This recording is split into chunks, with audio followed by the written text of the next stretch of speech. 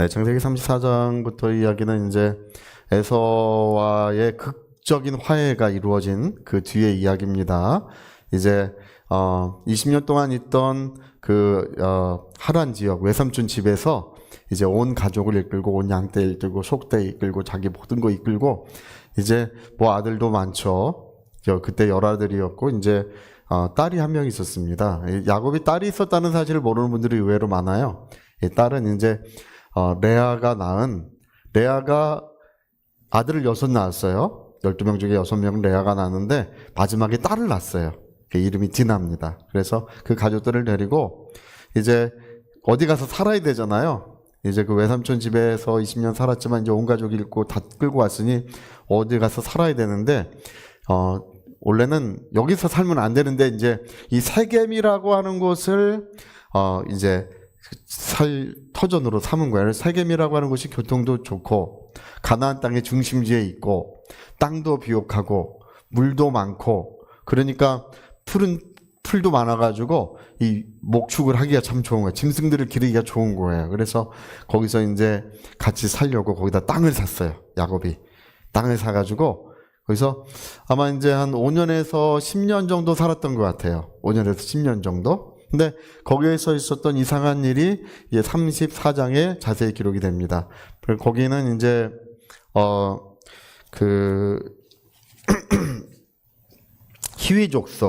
희위족속이 거하는 곳이에요. 희위족속. 근데 이제 디나 야곱의 딸이 이제 나갔다가 그때 한 13살 정도, 14살 정도라고 돼 있는데 원래 그때는 다 시집 가는 나이에요. 그때는 이스라엘 사람들은요.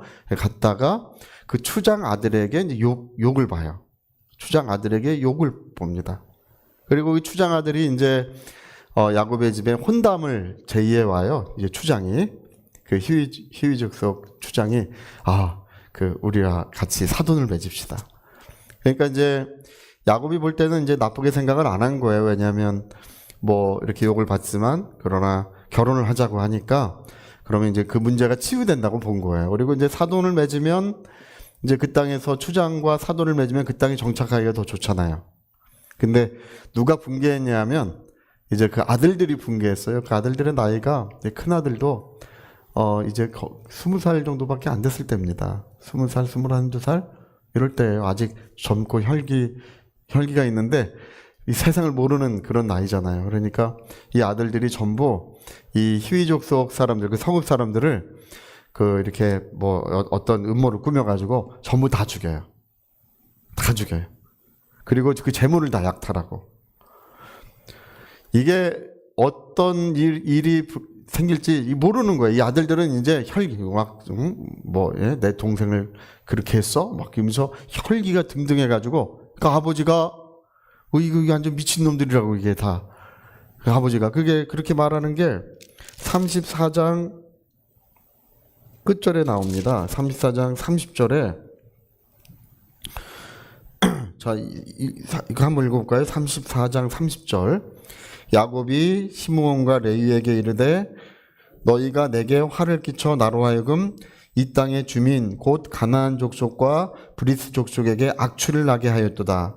나는 수가 적은즉 그들이 모여 나를 치고 나를 죽이리니 그러면 나와 내 집이 멸망하리라.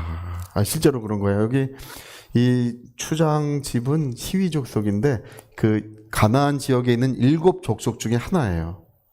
뿐 아니라 여기는 이제 이주해 온 사람들이라 어디를 가든지 이제 죽임을 당하게 생긴 겁니다. 이게 아주 절체절명의 위기예요. 이제 어찌할 수가 없습니다. 그러니까 이제 뭐 화는 풀었어요. 이제 뭐 그래 이놈들이 뭐 이렇게 우리 집에 이렇게 나쁜 일을 했어. 이제 이게 그때는 이제 가문의 명예가 중요할 때라 그 가문을 그 집안을 이제 치욕을 줬다고 여기는 거예요. 그래서 그 치욕에 대해서 원수는 갚았는데 이제 야곱이 지금 얘기한 것처럼 시므온과 레위에게 이르되 지금 이 사람들 나이가 20살이 안 됐어요. 그런 나이대입니다. 화를 내는 거예요. 야 이놈들아 너네가 지금 무슨 일을 한 줄 알아? 얘들은 그걸 몰라요. 얘네들은 눈앞에 있는 것만 그걸 몰라. 이제 우리는 다 죽었다. 다 죽었다. 우리는 수가 적으니 도저히 감당할 수가 없다. 이게 위기가 온 거예요. 그러니까 이제 근데 하나님 뭐라 그러시는 거냐? 우리가 오늘 읽은 말씀인데 하나님이 야곱에게 이르시되 베델로 올라가라 이렇게 말씀하세요. 그러니까 원래는 방비를 해야 되잖아, 그렇죠? 뭐 어디 베델로 가서 거기 베델로 가서 예배를 드리라 그 얘기예요. 하나님께서 말씀하시는 건. 근데 여러분 예배 드릴 때가 아니에요. 지금은 뭐 할 때냐면 전쟁을 준비할 때예요. 다 뭐 이렇게 막고 어떻게 작전을 짜고 서로 뭐 무기를 준비하고 뭐 일해야 될 때야. 위기가 온 거예요. 근데 이 위기에 하나님은 뭐라고 말씀하시는 거 아니? 베델로 돌아가라. 이게 왜 그러냐면요. 창세기 20장에 그 이유가 나오는데 이 베델이 어떤 곳이냐면 야곱이 자기 아버지 형님 사기쳐가지고 도망갔잖아요. 도망가다 돌베개 베고 잠을 잔 거기가 베델이에요. 예. 도망가가지고 돌베개 베고 잠을 자는데 그 밤에 하늘이 열리고 천사가 사닥다리를 타고 오르락 내리락 하는 것이 환상 중에 보이고 하나님이 그에게 나타나셔서 말씀하셨어요. 뭐라고 말씀하셨냐 하면 너가 여기로 돌아올 때까지 내가 너를 떠나지 아니하고 반드시 너와 함께 하리라. 너는 여기로 돌아와야 한다. 거기서 야곱도 그랬어요. 야곱도 뭐라 그랬냐 하면 야곱이 하나님 제가 하나님이 나를 함께 하셔서 돌아오게 하시면 여기가 하나님의 집이 되겠고 바로 여기에 내가 단을 쌓겠습니다. 그러니까 하나님과 야곱이 약속을 맺었는데 너가 돌아올 때까지 반드시 너를 내가 지켜주마. 하나님 감사합니다. 내가 그렇게 하나님 나 지켜주셔서 여기 돌아오면 이 베델이라는 것이 하나님의 집이란 뜻이에요. 이 베델이 하나님의 집이 되겠고 내가 여기서 하나님께 예배와 영광을 올려드리겠습니다. 이렇게 약속이 맺어진 거예요. 근데 20년 세월 속에 까맣게 잊혀진 거예요.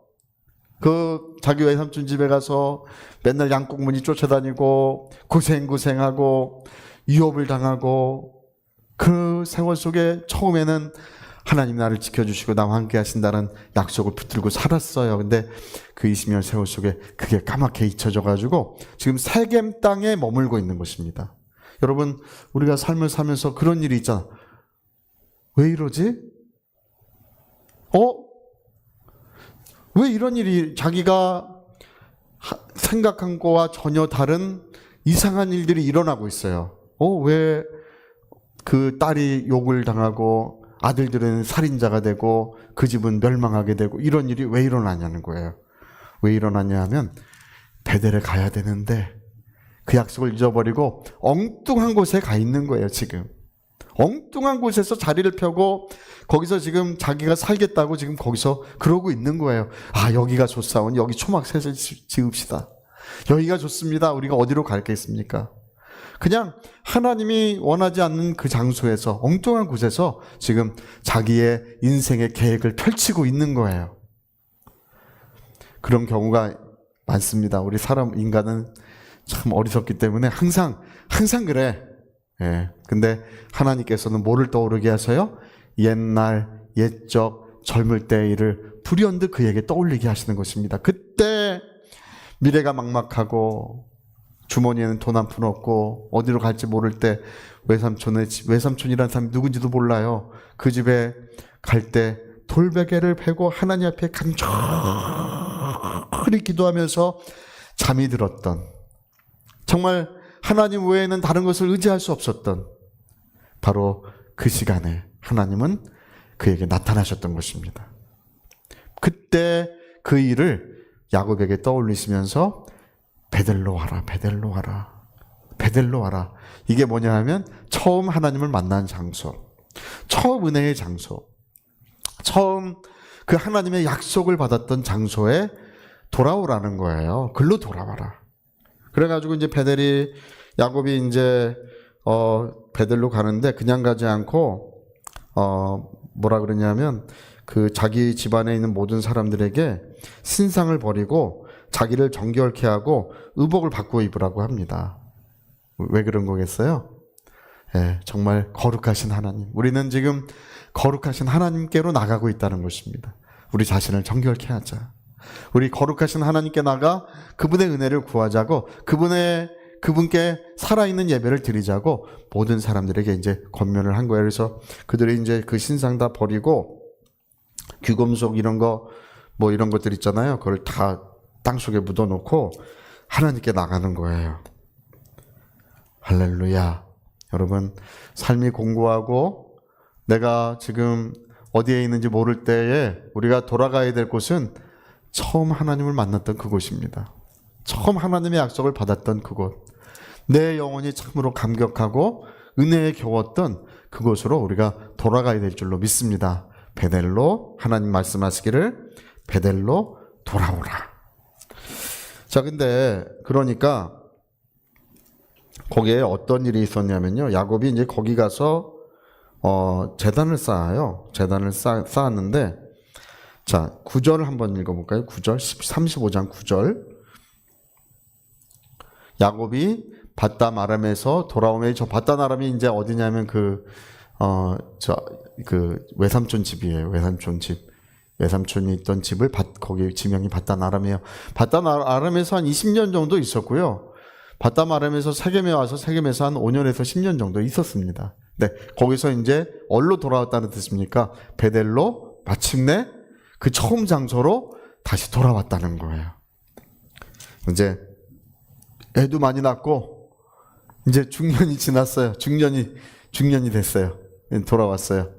하나님이 다시 야곱에게 나타나사 어떻게 하셨다고요? 다시 나타나사. 하나님이 야곱에게 다시, 이 다시라고 하는 이 말이 정말 너무 중요한 말이에요. 바로 그 청년 때 돌베개에 베고 잠을 잤을 바로 그때와 똑같았다는 얘기입니다. 저게 돌베개에 베고 잤을 그때와 똑같이 하나님이 다시 그에게 나타나셔서 뭐를 주셨다고요? 복을 베풀어 주셨다는 것입니다. 우리가 처음 장소, 하나님의 그 처음 은혜의 장소로 돌아가면 거기엔 언제나 누가 계시냐면 하나님이 계시고 그 하나님은 우리에게 다시 회복의 은혜, 또 평강의 은혜를 베풀어 주신 줄로 믿습니다. 자, 그 다음 구절도 한번 볼까요? 하나님이 그에게 이르시되 내 이름을 야곱이지만은 내 이름을 다시는 야곱이라 부르지 않고 이스라엘이라고 하릴 것이다. 이렇게 하면서 하나님께서 그를 이스라엘아 이렇게 부르셨다는 거예요. 그러면서 하시는 말씀이 하나님이 그에게 이르시되 나는 전능한 하나님이라 생육하여 번성하라. 한 백성과 백성들이 총회가 내게서 나오고 왕들이 내 허리에서 나오게 될 것이다. 그러니까 여러분 지금 이게 뭐예요? 위기였는데 원래 위기였잖아요. 그렇죠? 그의 삶에 치명적인 위기가 왔잖아요. 회복할 수 없는 절체절명의 위기가 왔잖아요. 그런 위기였는데 그게 뭘로 바뀌는 거예요? 하나님의 복으로, 은혜로, 하나님의 생명의 풍성함으로 완전히 뒤바뀌는 거예요. 그래서 다음 구절도 한번 볼까요? 내가 아브라함과 이삭에게 준 땅을 내게 주고 내가 내 후손에게도 그 땅을 주리라 하시고, 또 계속 읽어봅시다. 하나님이 그와 말씀하시던 곳에서 그를 떠나 올라가시는지라. 예, 말씀하시고 하나님이 올라가셔서. 여러분 그냥 세겜에 있을 때 말씀하시면 되지 않아요? 세겜에 있을 때 하나님께서 나타나시고 역사하시면 되지 않습니까? 원래 세겜에서도 야곱이 세겜에도 제단을 쌓았어요. 거기다 제단 쌓고 엘헬로의 하나님, 예, 하나님은 야곱의 하나님이시다 이렇게 명칭을 붙이고 제단을 쌓았어요. 거기다가도. 근데 거기에 왜 나타나지 않으셨습니까? 하나님은 처음 약속의 장소, 처음의 은혜의 장소로 돌아오라는 것입니다. 거기에서 하나님은 나타나시고 또다시 말씀하시고 또다시 그 은혜를 베풀어 주시는 겁니다. 그래서 여기서 다시 제단을 쌓아요. 자, 한번 더 읽어볼까요? 14절 한번. 야곱이 하나님이 자기와 말씀하시던 곳에 기둥, 곧 돌기둥을 세우고 그 위에 전제물을 붓고 또 그 위에 기름을 붓고 또요. 하나님이 자기와 말씀하시던 곳의 이름을 비로소 그때부터 베델이다 이렇게 불렀다는 거예요. 그때부터 베델이라는 지명이 생겼다는 것입니다. 그래서 여러분 우리가 다 같이 베델에 가야 됩니다. 하나님은 우리를 어디로 부르고 계시느냐? 베델로 부르셔서 거기서 다시금 은혜를 베푸시고 다시금 사랑을 베푸시고 회복의 역사를 베풀어 주시겠다고 약속하고 계신 것입니다. 우리의 베델은 어디입니까? 예. 아유, 저는 옛날에 저 어디 뭐 제주도에 살았는데요. 제주도가 우리의 베델입니까? 아니면 나는 옛날에 거기가 베델입니까? 그런 얘기가 아니라 우리의 베델은 십자가 보혈의 은혜입니다. 우리의 베델은 처음 내 영혼이 주님의 보혈의 은혜를 알았을 때, 바로 하나님의 성령이 임하시고 성령의 충만함이 내 영혼에 임했을 때 우리는 그 자리를 잊어버려서는 안 된다는 것입니다. 언제나 그 자리에 있어야 된다는 거예요. 제가 그 전에 어떤 교회에 가니까 저는 그걸 잊을 수 없는 게, 거기 그 교회, 조그만 교회인데 강단 위에다가 그걸 써놓으셨더라고. 예, 뭐라고 써놓냐면, 가장 좋은 자리는 주님의 발밑입니다. 이렇게 써놨더라고요. 그러니까 이제 그거 요한복음의 이야기를 써놓은 거예요. 예. 마리아가 예수님이 베다니 동네에 오셔가지고 그 나사로의 집에 묵으시니까 사람 많이 와서 음식해야 되잖아. 근데 마리아는 얄밉게, 우리 항상 집안의 문제가 그런 거 아니에요? 동서들 간의 문제 뭐 이런 게 그런 거 아니에요? 마리아는 얄밉게 예수님 발밑에 앉아가지고 말씀만 듣고 있어. 마르다는 너무 바쁜 거예요. 눈코 뜰 새가 없어. 왜? 음식 만들고 날르고 뭐 해야 되니까, 손님 대접해야 되니까. 그러다가 보니까 마리아가 와서 도와줘야 되는데 안 도와주니까 주님, 마리아한테 한번 얘기도 안 듣는 거야. 눈치 줘도 안 되고, 야 옆구리 가서 찔러도 안 되고, 어서 와서 도와라 그래도 안 되고, 거기는 계속 거기 있는 거야. 그러니까 예수님, 내가 이렇게 고생하는 거 생각 안 하십니까? 저 마리아를 명해서 좀 도와주라고 하십시오. 나 지금 너무 바쁩니다, 주님. 사람 많이 와가지고 음식 만들고 뭐 날르고 해야 되는데 손이 부족합니다. 이 마리아 명예에서 도와주라고 하십시오. 예수님 뭐라고 그러는지 여러분 아십니까? 예, 너도 좋은 일을 하고 마리아도 좋은 일을 하는데, 마리아는 이 좋은 편을 택했으니 빼앗기지 않을 것이다, 이렇게 말합니다. 그러니까 예수님이 야 그래 마리아야, 너 참 너무했다. 너 언니가 그렇게 고생하고 있는데 가서 좀 음식도 만들고 도와줘야지. 이거 너 어떻게 해? 가서 열심히 좀 도와줘. 원래 이럴 것 같은데 예수 그렇게 말씀하셨어요. 네. 그래, 너도 좋은 일 하고 있어. 마리아도 좋은 일 하고 있는데 이 좋은 편을 택했으니 빼앗기지 않으리라. 여러분, 우리는 항상 주님의 발밑에 있어야 합니다. 우리 자리가 주님의 발밑이어야 합니다. 목사 뭐 하는 사람입니까? 목사는 기도하는 사람입니다. 우리 다 뭐 하는 사람들입니까? 우리 자리는 영원히 주님의 발밑이 나의 자리요. 주님의 음성을 듣는 그곳이요. 주님의 사랑받는 그곳이요. 성령이 임하시는 그곳에 우리는 항상 머물러 있어야 될 줄로 믿습니다. 오늘 베델로 돌아와라. 너가 지금 잊어버린 것이 무엇이냐? 베델을 잊어버리고 있구나. 네, 너가 엉뚱한 곳에 가서 헤매고 있구나. 베델로 돌아오면 하나님이 다시 나타나시고 다시 말씀하시고 은혜를 베푸시는 역사가 충만하게 있을 줄로 믿습니다. 할렐루야! 깨어나야 돼요. 할렐루야! 깨어나야 돼. 할렐루야! 깨어야 합니다. 영적으로 깨어야 합니다. 우리 베델에 있으셔야 합니다. 주의 은혜가 충만하시기를 예수 이름으로 축복합니다. 저희 같이 한번 기도하시겠습니다. 네, 한번 기도하실 때 하나님은 베델에서 야곱을 기다리시는데 야곱은 엉뚱한 곳에서 하나님을 섬기고 있습니다. 그는 험한 일을 당하고 나서야 하나님 앞에 무릎을 꿇었을 때 다시 돌아와라 이렇게 말씀하십니다. 우리 위하여 같이 기도하시겠습니다.